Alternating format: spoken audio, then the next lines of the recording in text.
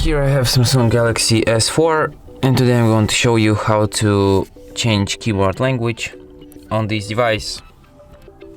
So firstly you have to open settings, then you have to go to the more section,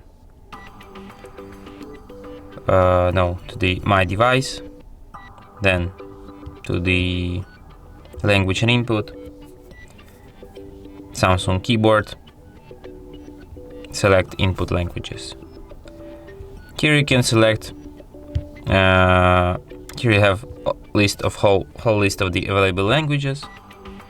So let's pick, for example, Greek. But firstly you'll have to download it from the internet, so yeah, without internet you can't actually change languages. And now let's try to write something down in Greek language.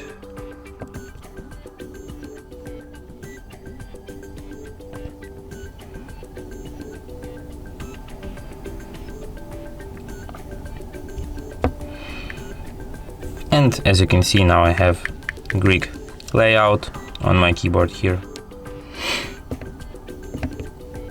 And that's it. Thanks for watching. If you find this tutorial useful, don't forget to hit that like button and subscribe to our channel.